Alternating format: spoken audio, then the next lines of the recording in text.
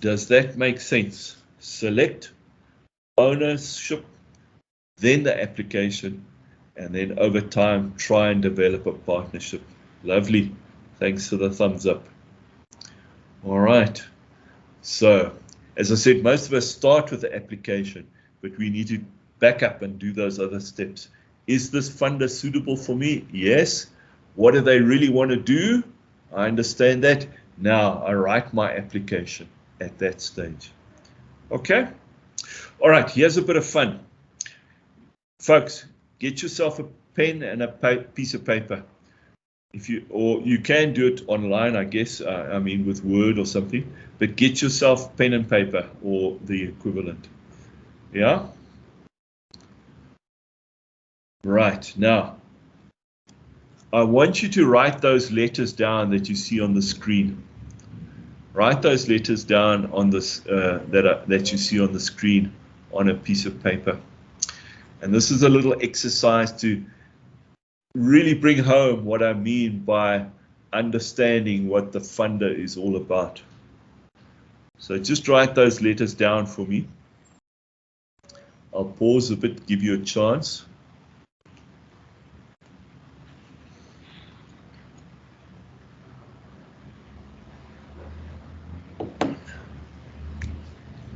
All right, now I'm going to pretend to be a funder.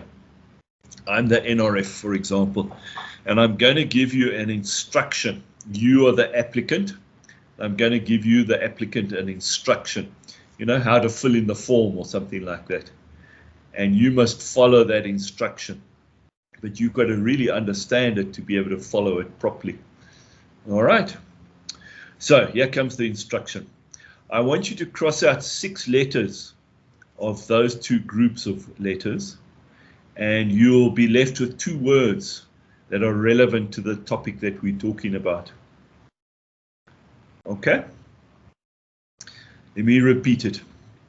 So, please cross out 6 letters from the groups of letters in front of you.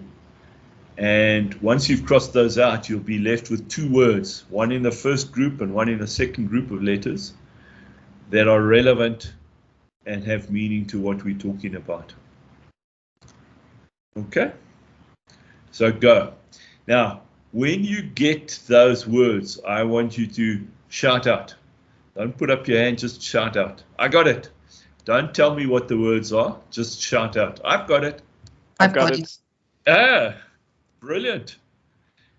Brilliant. Same here. Same here. Keep going, everybody. Keep trying. Same here. I got it. You got it. Nice. Those that haven't got it, do you feel frustrated? Somebody else got it. Well done. I got it. Ah, lovely. Well done. Got it. Ah, lovely. Got it. Those that haven't got it, do you feel frustrated? You know, you get that feeling. Those people in Pretoria, UP, they always get the grants and we don't. Why is that? And we start assigning all sorts of wrong things to it. Yes, question. Let's see who's that. Simangele?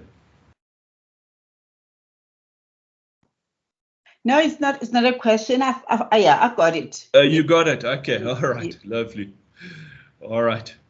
Okay. Let me go back to my screen for those who haven't got it yet. Watch the screen, everybody. Does that help a bit? Watch some more. Some more. All right. Okay. So what did I do? I crossed out 6 letters, but let's check. 6 letters, how many is that? 1, 2, 3, 4, 5, 6, 7, 8, 9, 10. So I actually crossed out 10 letters, but the words 6 letters is what I crossed out. So do you see, and I left with grant funding, do you see the directions given in the call document might be seem on the face very clear. Cross out 6 letters. But what do they mean? S-I-X-L-E-T-T-E-R-S or any 6 letters? And that can be confusing. So the point is that I'm trying to make here, folks, is that you really need a deep understanding of what the funder wants to be able to really tune your application to meet those needs. Does that make sense? Did that little illustration make the point? Okay, and this is what happens. Some people get it, you know, they've understood it well, and then they have success, and you haven't quite understood, and then you don't have success. And then we start to blame all sorts of things that are possibly, you know, they feel real, but they may be irrational. I can't emphasize that more. Really understand what it is that the funder wants. Right, let's proceed. So I hope I've made the point about really understanding what the funder is all about. But let's continue. What do all winning proposals have in common? All right, so this is a bit more practical. We've finished with the fundamentals. We're becoming a little bit more practical now. But the practice is based obviously on those fundamentals. Now, I think all successful proposals have three things in common: a good idea, a good fit, and a good plan. And together, those three things create a winning proposal. A good idea, a good fit, and a good plan. All right, so let's unpack those one at a time. So, first of all, a good idea. So, we're talking about research funding here. Now, a lot of what I talk about funding proposals applies for, you know, non-research related things, except in this particular area. We're applying for research grants, and therefore the idea has to be novel. It has to have creativity. It has to advance knowledge in the field or have important potential applications for improving life or improving industry or improving, you know, making things better. This concept of novelty and advancing knowledge is fundamental, of course, to what we do, research and innovation. It's about, you know, creating new ideas, understanding the truth better, deeper understanding, and all of these things. So it's vital that your application has a clear description of the novel aspects of the research that you're proposing. If this is not clear, it's not easy to understand, easy to find in the application, then you're on a sticky wicket. You're not going to do much, have much success. It's vital that you create this or write this very clearly. Now, what is novelty in research? And I've borrowed this from an Institute of Technology in Australia. It sums it up very well. So originality may be shown in several ways. For example, the applicant may have proposed an important new problem. Now that's tricky to, you know, come up with a brand new problem, you know, and obviously over years you can't keep on swapping to brand new problems. You want to work away slowly at a single problem for several years, I guess. So it is, you know, certainly a new problem is novel, but it's not the only way. So continue. Have formulated an existing problem in a novel and useful way. So this is important for those that are working in a particular field, you know, for a number of years. It's not a new problem, but we are approaching it from a novel angle, something different about how we're going to do the research.